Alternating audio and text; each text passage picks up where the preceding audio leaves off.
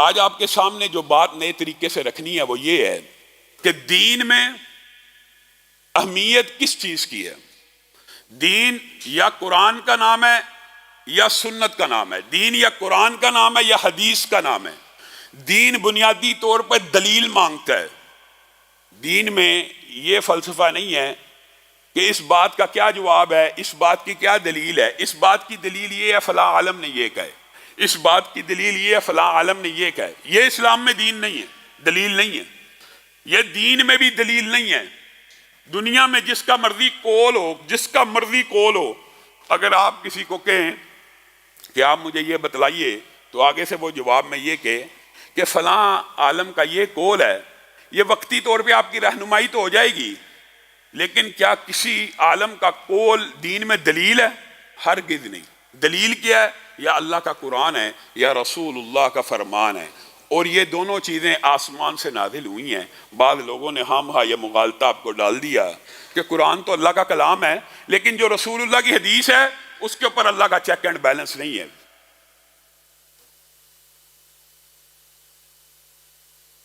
میرے بھائیوں، دین میں دلیل یا قرآن ہے یا حدیث ہے۔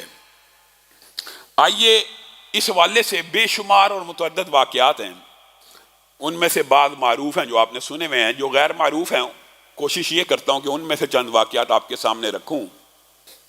حضرت عثمان کا دور خلافت ہے، اور موطا امام مالک میں اور حدیث کی دیگر کتابوں میں یہ اثر موجود ہے، صحیح سند کے ساتھ موجود ہے۔ حضرت عثمان کا دور خلافت ہے، آپ امیر المومنین ہیں، آپ اپنے دفتر میں بیٹھے ہیں، ایک بندہ آپ کے دفتر میں آیا ہے، اے امیر المومنین، اے امیر المومنین، بہت بڑا حادثہ ہو گیا۔ کیا حادثہ ہو گیا؟ میں نے شادی کی تھی ایک عورت سے، آج اس شادی کو 6 ماہ مکمل ہو گئے ہیں، آج اس شادی کو 6 ماہ مکمل ہو گئے ہیں، اور میری عورت نے بچہ جن دیا ہے۔ اے امیر المومنین، اور حدیث کے اس اثر کے متن سے یہ پتہ چلتا ہے کہ بندے کو اطلاع مل گئی کہ میرے ہاں بیٹا ہوا ہے، لیکن وہ بیٹے کو دیکھنے نہیں گیا، وہ سیدھا امیر المومنین کے دفتر میں آ گیا۔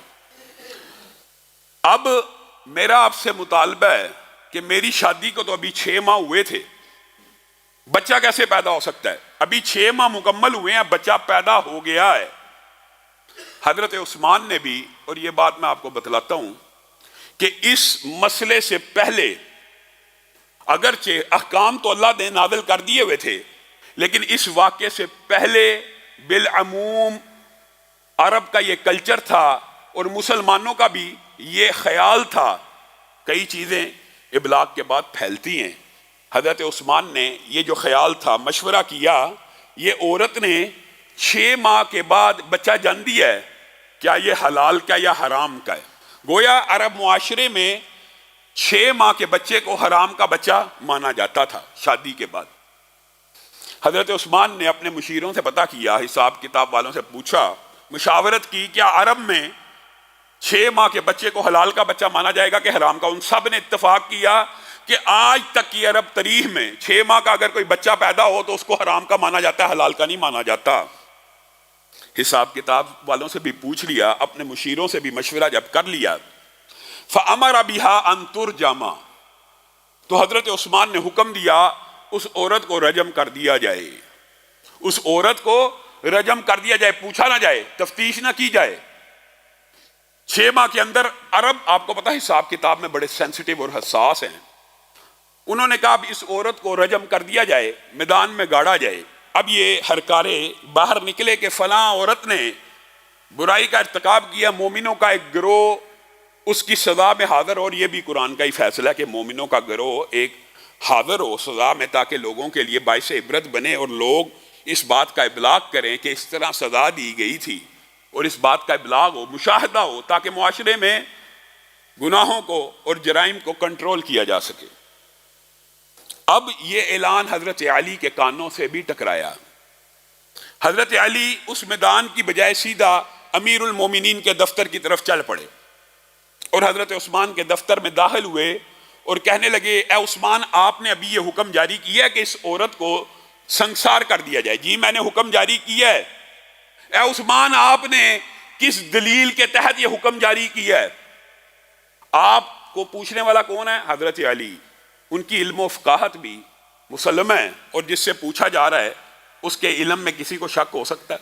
سب سے بڑا قرآن کا قاری ہے کہ فوت ہوتے وقت بھی قرآن پڑھ رہا ہے. حضرت علی نے جب دفتر میں آ کے یہ اعتراض کیا آپ کے پاس کیا دلیل ہے؟ ایمانداری سے بتلائیے. کوئی ایک صحابی، کوئی ایک تابعی، کوئی مشیر کھڑا ہوا. علی تو کون ہوتا ہے پوچھنے والا؟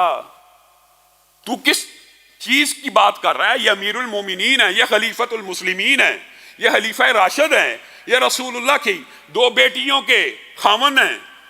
ان کی یہ فضائل ہیں. کسی نے یہ فضیلتیں بیان کی نہیں. کیوں؟ کیونکہ ان سب مشیران کو بھی پتہ ہے جو دلیل طلب کر رہا ہے اور جس نے حکم دیا ہے، ان دونوں میں سے کسی کی بات دین نہیں ہے. دونوں کو پتہ ہے، اس لیے مکالمے کی اجازت ہے. اگر کسی کی بات دین ہو، اس کو ٹوکا جائے تو صحابہ بھی روک دیں کہ تو کیسے ٹوک سکتا ہے. کائنات میں یہ حق اگر کسی کو حاصل ہے کہ جس کی بات دین ہے، وہ محمد الرسول اللہ صلی اللہ علیہ وسلم ہے. حضرت علی پوچھ رہے ہیں اے عثمان آپ نے کس دلیل سے کہا؟ میں نے حساب کتاب لگایا 6 ماہ میں بچہ پیدا ہونا ممکن نہیں ہے، یہ ہے وہ ہے. اے عثمان 6 ماہ کا بچہ تو قرآن میں ہے. کیا کسی نے کسی مشیر نے یہ کہا کہ تو عثمان سے زیادہ قرآن جانتا ہے؟ آج جو ہمارے معاشرے میں مسئلہ ہے، فلاں نے یہ کہا، اچھا قرآن میں تو یہ ہے، تو اس سے بڑا عالم ہے، تو اس سے بڑا فقیہ ہے. کیا کسی ایک مشیر نے حضرت علی کو یہ کہا تھا کہ تو عثمان سے زیادہ قرآن کو جانتا ہے؟ کسی نے نہیں کہا. عثمان اچانک حضرت علی کو کہتے ہیں کہ علی 6 ماہ کا بچہ قرآن میں ہے؟ جی ہاں 6 ماہ کا بچہ قرآن میں ہے. کیسے؟ کہا پڑھو قرآن. کہا کہاں سے؟ کہا وَحَمْلُهُ وَفِصَالُهُ 30 شَهْرًا. حمل اور دودھ پلانے کی مدت کتنی ہے؟ 30 ماہ قرآن پاک میں. اچھا یہ تو 2.5 سال بنتے ہیں، اس میں سے 6 ماہ کا بچہ کیسے نکلے گا؟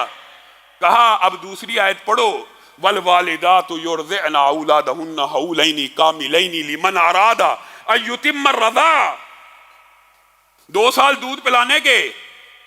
وَحَمْلُهُ وَفِصَالُهُ 30 شَهْرًا کا مطلب یہ ہے اس میں سے 2 سال مائنس کیے جائیں، 24 ماہ 30 ماہ میں سے مائنس کیے جائیں تو باقی کتنے بچتے ہیں؟ 6 ماہ. حضرت عثمان کہنے لگے کہ علی بات تو نے ٹھیک کی ہے، لیکن آج تک ہماری تاریخ کے اندر 6 ماہ کا بچہ نہیں ہوا. حضرت علی کا آپ کا اور میرا یہ عقیدہ ہونا چاہیے قیامت تک بھی اگر 6 ماہ کا بچہ بستر پہ پیدا مکمل نہ بھی ہو تو اللہ کا حکم سچا ہے، جب بھی پیدا ہوگا اس کو حلال کا مانا جائے گا نہ کہ حرام کا مانا جائے گا. اے علی تو نے میری اصلاح فرما دی. کیا اڑگے ضد کے اوپر؟ آج ہمارے ہاں تو یہ عجیب و غریب کلچر ہے، جو مسئلہ بیان ہو گیا اس سے رجوع ہی نہیں ہونا.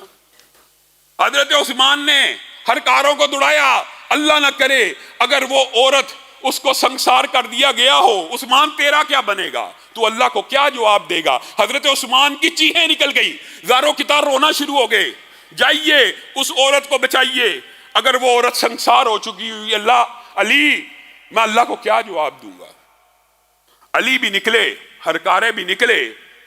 اللہ کا کرنا ایسا ہے کہ ابھی اس عورت کو زمین کے اندر گاڑا ہوا ہے، زمین کے اندر گاڑا ہوا ہے، سر باہر ہے، اور اس کی بہن اس سے آخری ملاقات کے لیے آئی ہوئی ہے.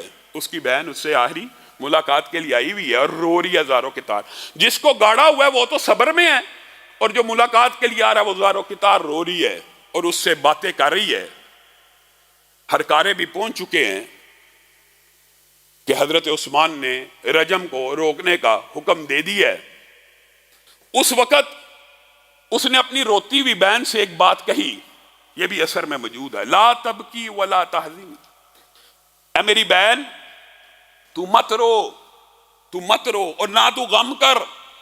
فواللہ ما مسنی الرجل قط غیرہ.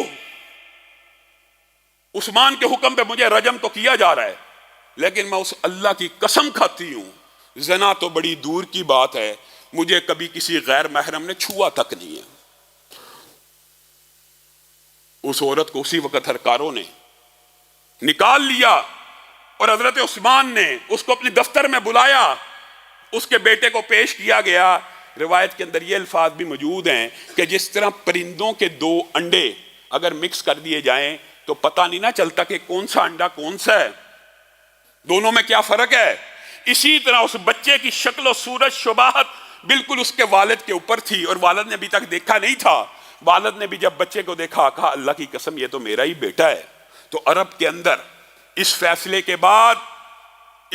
کے بعد ورنہ عرب کے اندر یہ ظلم موجود تھا کہ کوئی بھی 6 ماہ کا بچہ، 6 ماہ بچہ، آج کل تو خیر میڈیکل سائنس کی ترقی سے 6 ماہ بچہ عام ہو گیا، اس دور میں تندرست 6 ماہ کا بچہ محال تھا، اور اس سے پہلے اس کو حرام کا سمجھا جاتا تھا۔ لیکن اس واقعے کے بعد فقہ کا اور اسلام کا اور قرآن پاک سے حضرت علی کے استدلال کے بعد یہ بات ثابت ہو گئی کہ قرآن پاک میں بھی اللہ رب العزت نے 6 ماہ کے حمل کو حلال کا حمل قرار دیا ہے۔ میرے بھائیو، دین کے اندر دلیل یا قرآن ہے یا سنت ہے، اور دین میں کوئی چیز کی دلیل نہیں۔